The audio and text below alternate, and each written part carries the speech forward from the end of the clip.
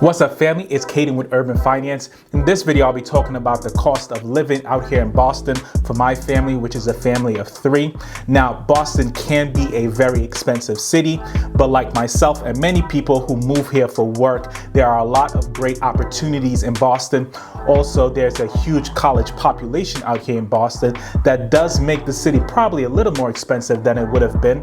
But all of it adds to the vibrancy of Boston. So before we go into different aspect of the cost of living in Boston, go ahead and smash that like button for me. It really helps out the channel. So first and foremost, rent in Boston is super expensive. It's actually probably one of the most expensive cities to live in the US. And so if you're a family moving to Boston, I would definitely try to prioritize buying a home, especially if you see yourself going to be here for 5-7 years. In 2007, my wife and I were paying a little under $1,900. I believe it was $1,865 to live at Rivers Edge Drive, right outside the city of Boston in the city of Medford. And so that was in 2017. We were paying $1,865.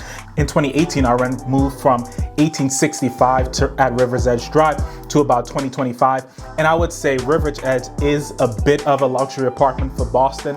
And so it was on the more expensive side of things, but we truly enjoyed living there.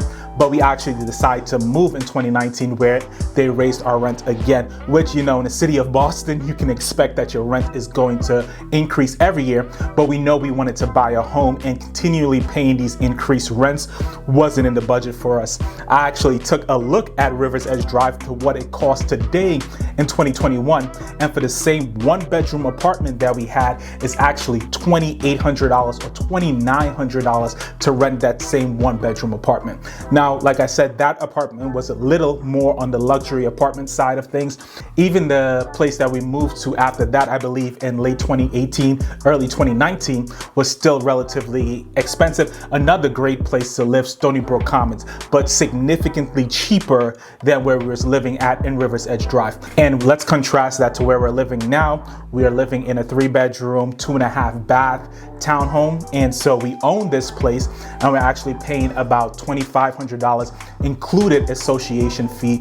And we're actually currently in the process of refinancing our home, which we will be paying after refinancing our home $2,100 including associations fee.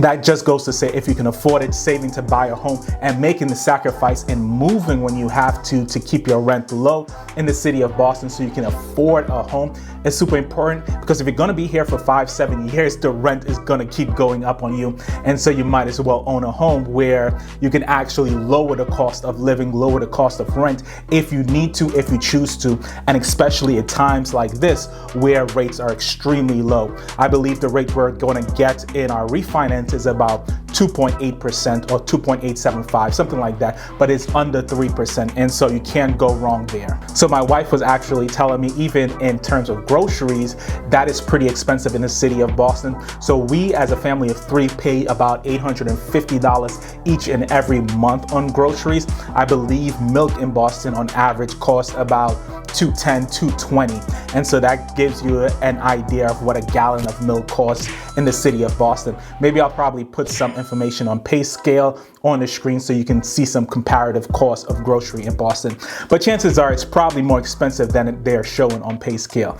In addition to grocery, we do like to eat out every now and then. Most of the stuff we buy home and cook at home, but every now and then we like to eat out, and we usually budget about $200 a month to eat out. Now, some of the places that we love to go eating out at is Daryl's Bar and Grill, and so that's a lovely place. Sometimes they have jazz music playing and different types of live music, so we love eating at Daryl's Bar and Grill, and so we usually go there for a Sunday brunch.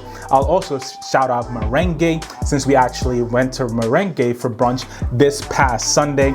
I absolutely love the guava smoothies and their pina coladas. So those are 2 drinks that we usually get if we go there. Another shout out, we usually like eating at Flames, which is a Jamaican spot. Now, I know there are a lot of authentic Jamaican people out there that know about different spots that they really like out here in Boston. And so, maybe they'll throw those in the comments if they see this video. Another place we love eating at is Ali's. That's a Trinidadian spot. and my wife absolutely loves suya joint, which is a West African spot that we typically eat at. And so those are a few of the places. We do like to support local businesses, and so those are a few of the places that we like to go to. So those are some great places we like to go to eat out when we don't feel like cooking, and they're all places that we can usually stay within our budget at. Next is transportation. Now, if you're moving to Boston, you'll probably use the T, which is the train system, and you'll need a Charlie card, which is about $90 a month. Interesting fact, when I first moved to Boston, I actually sold my car because I saw online that you would be paying sometimes $1,000 in parking in a month. And what I did not realize, there were actually cities or other communities in Boston that was not downtown Boston. And so I guess I assumed when I moved here that I would be living in downtown Boston, but we're actually living in Mattapan now. Before here, I lived in Dorchester, Roslindale, and different areas that is not actually downtown Boston, where if I was to move to, I would have to pay outrageous parking costs.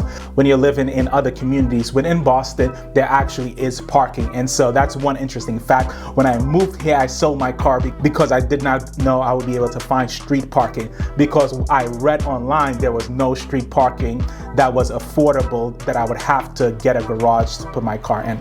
You know, you can't just necessarily believe everything you read online. Sometimes you have to do a little more investigation for yourself. And that's a little fact about when I moved to Boston, one of the decisions that I made based on some faulty information that I got online. To give an equivalency of what happened to me in Boston to those that live in New York, imagine that you are moving from somewhere down south, you've never been to New York, and you think you're going to New York City, 42nd Street, Times Square. But where you're actually moving to was actually Jamaica, Queens, or Brownsville, Brooklyn. And so that's kind of like an equivalency, thinking you're moving to New York, therefore you'll be living in Times Square, where you're not actually living in Times Square. You're living in New York City, but in Brooklyn or Queens or a surrounding borough. And so that's what happened to me and why I sold my car. So that's for those that will be taking public transportation, but my wife and I both actually drive to work. And so our insurance policy is actually $205 for both our car and our home. That's $175 for our car and about $30 for our home insurance policy. And it's cheap like that because we have them both together. And so $175 for the car, $30 for home, and our association master policy actually cover part of what we would be paying for our home insurance. And so that's why our home insurance is that cheap as well. In addition, when I first moved to Boston, my insurance was $300 just for my car, but I no longer have any collision coverage on my car. I am older than 25 now. And on top of that, my car is much older than it was when I first bought it. And so yes, I did end up rebuying a new car after a few years of moving to Boston, even though I sold the car that I had before moving to Boston based on some faulty information. So the electric company out here is Eversource, and our bill for last month was about $168, and our gas bill for last month was about $30. So during the summer month, we just let our AC blast, especially right now where we're experiencing temperatures as high as 100. But in the winter months, my electric bill can be as low as my gas bill is now, between $30 and $50. And so there's a wide range there. You usually have Xfinity, Verizon, or RCN as internet providers. Right now we have Verizon, and we're paying about $72, and so you'll have to factor that into your budget as well. One thing I definitely like about Boston, there is a lot of free outdoor activities for you to do. And so if you're following our channel, a few years ago, my wife and I paid off $120,000 of debt, but during that process, we attended so many free outdoor activities in Boston that it really did not feel like we sacrificed in the going out area as much, because we were able to do so many activities outside. And so that's one thing I can say about Boston. In the summertime, it's usually pretty lively. There's usually a ton of things going on. Now, obviously, this is a little different that we're going through a pandemic right now, but usually Boston is a pretty good place to be in the summertime for free activities. All right, family, if you found anything in this video to be helpful, go ahead and smash that like button. I'm just curious, based on some of the expensive and the cost of living in Boston, how does that compare to whatever city you're in? So let me know what city you're in the comment section, and let me know how it compares to your particular city. And as I always say, God bless you, and remember to live your best life.